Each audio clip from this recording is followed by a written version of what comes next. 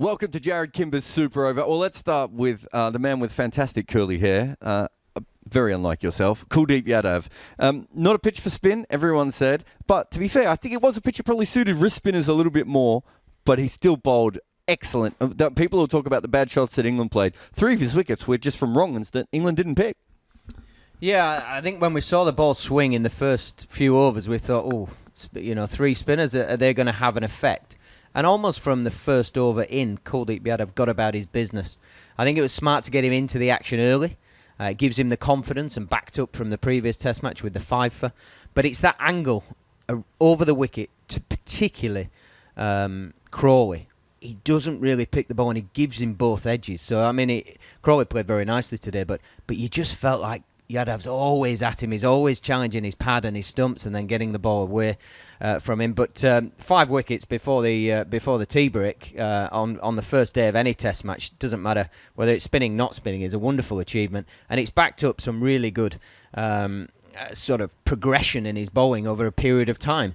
And I think that's the beauty of him and his journey in the game. A few years ago he was jettisoned out, even found himself not part of an IPL franchise or not playing. And now he's come back stronger, he's adapted, he's evolved his game, and he's thriving. I mean, even from the first test match he played in this series to now, you would say his strength of ball is his action is more repeatable, it's stronger, he's spinning it confidently both ways from the same line. And I think that's the beauty of the great spinners. They bowl the same line, but it arrives from different angles. And, the absolute superstars can spin it both ways. But I think it was highly impressive today. The strength of ball, the drop that he got on the ball. I think there was an amount of batsman error in Crawley's dismissal. But the way the ball dropped, as soon as you got a bit of a side-on angle, it drops off a cliff. You know that's wonderful bowling. You know the technique is good. And it's a really nice thing for the game of cricket, not just for the lad Kuldeep. You talked briefly about the seamers at the start. The ball was hooping around everywhere. We still don't know how England didn't lose 3 or 4 wickets in that first hour. It was beautiful bowling, especially from Bumrah. But England did survive that. So at the end of the first session, you would have felt like India should have got 3, 4, maybe even 5 wickets in that first session. And yet England probably thought to themselves that they had given India 2 wickets. That was nothing compared to what happened after lunch. That middle session really was, it just all went wrong for England, didn't it? Yeah, what were England 100 for 2, and you would have said they could have lost more wickets, certainly in the first 15 overs of the day.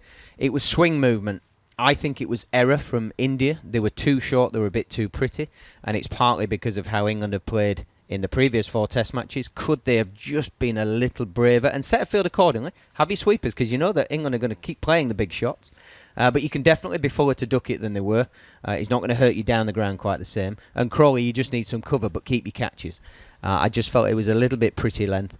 But as India do in their country, in their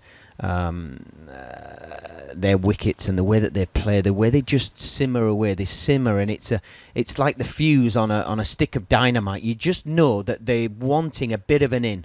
And England, unfortunately, gave them an in. I think it was more the Crawley wicket than Pope and Duckett that sort of just started that little bit of nervousness around the footwork of the batters, the cautious nature, which maybe went to maybe being a bit rash and over-aggressive.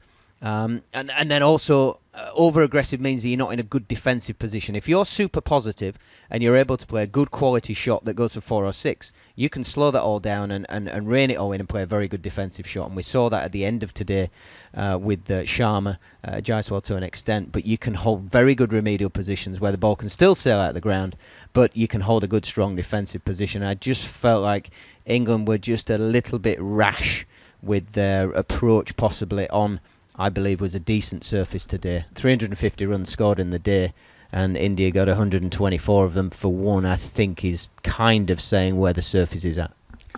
Zack Crawley is quite interesting. This is the best I think I've ever seen him bat. He's conquered a lot of problems. He's worked out the spin as he's gone. He still has that issue of not being able to kick on, and this is not a thing that we've just seen in first class, in test level. The reason so many people questioned him when he first got chosen was because he didn't average over 30 in first-class cricket. So we're seeing the same thing while our boss plays a music video in the background. But we're seeing the same thing from Crawley over and over again. Eventually, we hope he matures out of this stage, but it still feels like he thinks he has to go and get the runs, whereas he'd actually done the damage today. It was time to just milk them for a while, wasn't it? Yeah, and I suppose it comes down to that the words, the language that is used around him to calm the adrenaline, the noise, the whatever, to keep him in that sweet spot. You watch him play at his best, and you just think. I remember, I think it was during COVID times at the Rose Bowl. He played a wonderful innings against Pakistan, and his movement throughout the day, every shot he played, whether it's a defensive shot or an attacking shot, it was like a shotgun going off on the bat, because he has beautiful long levers. He's got a wonderful movement set when he's playing well, and I think it's understanding where that real sweet spot is and not going too up, and then also when he's playing nicely, not to get too down, to still keep that good movement pattern in his feet, in his body, because he's a tall man. So as soon as you lose energy in the legs, which is kind of what he did today, lost a bit of energy, and then when he wanted to go again to play the expansive shot, he loses shape and he loses his bat path because his hips are in a less strong position because of his feet. And I just think, it's a tough one to sort of say. A guy gets 78 and you bowled out for 215, but you're picking it apart. I'm just saying you had the game there, you had the bowlers, you had the innings. Can you just extend and be happy that you're getting in a good position? And he started for a while just knocking it up to mid-on, and it felt like he had to change gear. He had the bowler at that point. He had the field back, and it's what we see, and we have seen over history, that players are able to change the gears. And then when the field comes in again, you bop a few more, and then you just to extend on an innings. It's kind of your responsibility within the batting order on a day like today to extend your innings. And even if it is, you're prepared to soak up some pressure when you're the ones with the runs on the board. You don't need to keep going through the gears. Talking about your beans going and getting a bit excited, Bairstow's innings. It was one of the more remarkable things we've seen.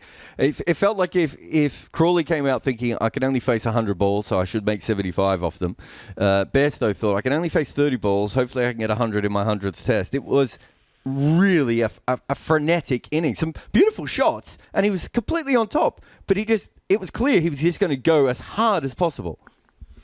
Yeah, and I mean, this is I suppose the saying from yesteryear was you live by the sword, you die by the sword. I suppose as he got out, you kind of saying, well, you've died on the sword that you were starting your innings with. And I think you have to be really clear with that and really calm with that. And to be fair to him, he seemed really clear with his game plan. He went out, tried to execute. It didn't extend into a big score today. So you kind of go, look, at least there's a real method and a real plan to that. And you would hope that out of the 1 to 11 places in that team that has been selected, he is somebody that is given a free rein. And a way of taking the game on because of where he bats and the skill sets he has. So no, I wouldn't suggest there's any particular blame laid there. Plus we know it would have been a pretty emotional day. 100 test matches, family there. If that was the right way for him to be in the best frame of mind, then I think you have to allow somebody that amount of freedom. And just finally, just on Jaiswal versus Bashir, we were commentating. He was taking him apart, taking sixes and fours and scoring at ease against him. But then when Bashir got him, it was just pure emotion from the young spinner. He was being targeted. You know what it's like to be targeted by someone. Well, let's not say that Jaiswal is quite on Brian Lara's level at the moment, but you know that basic thing to go up against someone at that level. So it was a big moment for Bashir to be able to do that because Jaiswal looked like we were already marking the 200 in, right? Yeah, there were some numbers bandied around when we were sat out the back about how Jaiswal had taken to Bashir and how many runs he'd scored off him and the boundary percent rate. And it looked like he was trying to do it again today. So for young Bashir to end up on the right end of that with the wicket column and he's in his pocket for today, that's a really nice thing. And it was an outpour of emotion when he got the wicket. I think that's a really powerful thing for a bowler to keep wanting to have that...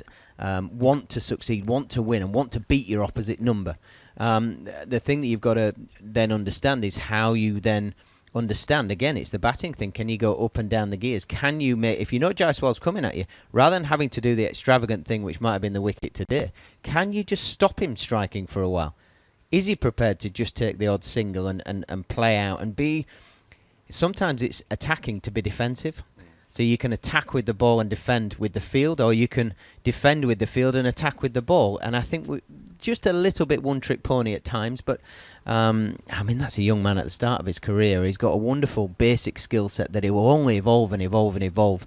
But I love the fact that there was an outpour of emotion, and I reckon there would have been an outpour of emotion from Jaiswal. I think that's a battle that's going to go on for years, hopefully, because two young men going at it. I think it's a wonderful thing. Yeah, I can't wait for the old veteran to go into the change room and just say, settle down, you do have to bowl at him for the next 14 years. And he looks like he's pretty good. Anyway, that's the end of the Super Over for today. We'll see you again tomorrow. On AM, on DAB, via the talkSPORT app and on your smart speaker. talkSPORT.